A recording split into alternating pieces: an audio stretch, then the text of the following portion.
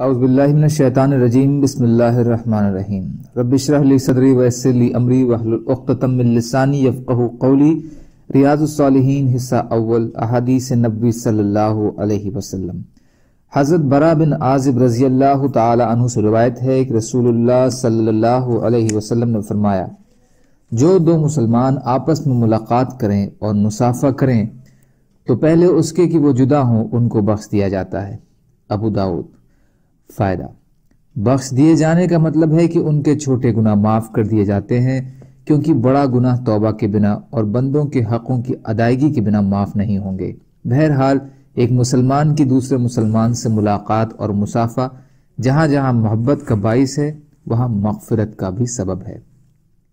حضرت انس رضی اللہ تعالیٰ عنہ سے روایت ہے کہ ایک شخص نے کہا، اے اللہ کے نبی صلی اللہ علیہ وسلم، ہم میں سے ہر آدمی اپنے بھائی یا دوست کو ملتا ہے تو کیا اس کے سامنے جھکے؟ آپ صلی اللہ علیہ وسلم نے فرمایا، نہیں۔ اس نے پوچھا، کیا وہ اس سے لپٹ جائے اور اس کا بوسہ لے؟ آپ صلی اللہ علیہ وسلم نے فرمایا، نہیں۔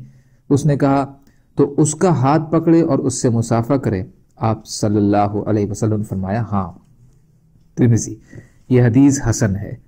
فائدہ: اس میں ملاقات کے وقت جھکنے کی مناہی ہے۔ کچھ کہتے ہیں کہ رکوع کی حد تک جھکنا منع ہے، لیکن حدیث میں جھکنے سے تو پوری طرح روکا گیا ہے، اس لیے جھکنا منع ہوگا۔ جب جھکنا منع ہے تو جھک کر کسی کے گھٹنوں اور پیروں کو ہاتھ لگانا کیوں جائز ہوگا، جو اہل بدعت اور پیر پرستوں میں مشہور ہے۔ دوسرا، اس حدیث میں معانقہ گلے ملنے سے بھی روکا گیا ہے اور بوسہ سے بھی، تو اس کا مطلب یہ ہے کہ ہر بار جب ملے تو معانقہ کرے اور بوسہ لے، یہ جائز نہیں ہے۔ ہاں، کافی مدت کے بعد یا سفر سے آ کر ملے تو معانقہ کر سکتا ہے، جیسا کہ کئی حدیثوں میں آیا ہے۔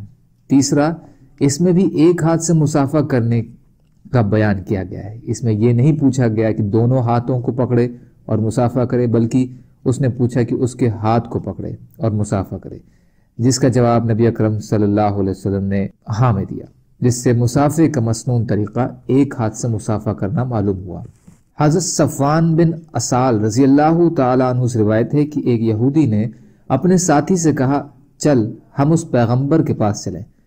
تو وہ دونوں رسول اللہ صلی اللہ علیہ وسلم کے پاس آئے اور آپ سے حضرت موسیٰ علیہ السلام کو دی گئی 9 واضح نشانیوں کی بابت پوچھا۔ راوی نے آگے حدیث بیان کی جس میں یہ بھی ہے کہ ان دونوں یہودیوں نے آپ صلی اللہ علیہ وسلم کے ہاتھ اور پیر کو بوسہ دیا اور کہا کہ ہم گواہی دیتے ہیں کہ آپ صلی اللہ علیہ وسلم پیغمبر ہیں۔ اسے ترمذی وغیرہ نے صحیح سندوں سے روایت کیا ہے۔ فائدہ: یہ روایت ان تینوں کتابوں میں ہے، لیکن ایک تو ان کی سندیں الگ الگ نہیں ہیں، جیسا کہ امام نووی رحمۃ اللہ علیہ کے قول اسانید صحیحہ کے الفاظوں سے معلوم ہوتا ہے، بلکہ یہ شیخ البانی کے حساب سے بھی تینوں جگہ ایک ہی سند سے مروی ہیں۔ دوسرا، اس سند میں عبداللہ بن سلمہ مرادی راوی ہیں، جسے حدیث کے حافظ اور تحقیق کرنے والوں نے ضعیف قرار دیا ہے، چنانچہ شیخ البانی نے اسے ضعیف ابی داؤد، ضعیف ترمذی اور ضعیف سنن نسائی میں درج کیا ہے۔ اللہ تعالیٰ کہنے سننے سے زیادہ عمل کی توفیق عطا فرمائے، اور مظلوم کشمیریوں، فلسطینیوں اور دیگر ممالک میں جہاں بھی مسلمان بھائی بہن پریشان حال ہیں، یا اللہ آپ ان کی مدد فرمائیے اور ہم کو بھی اپنی استعداد کے بقدر اپنا حق ادا کرنے والا بنائیے، آمین۔ سبحان اللہ و بحمدہ، سبحانک اللہم بحمدک، اشہد ان لا الہ الا انت، استغفرک و اتوب الیک۔ سبحان ربک رب العزت عما یصفون، وسلام علی المرسلین، والحمد للہ رب العالمین، برحمتک یا ارحم الراحمین۔ لا الہ الا اللہ، محمد رسول اللہ۔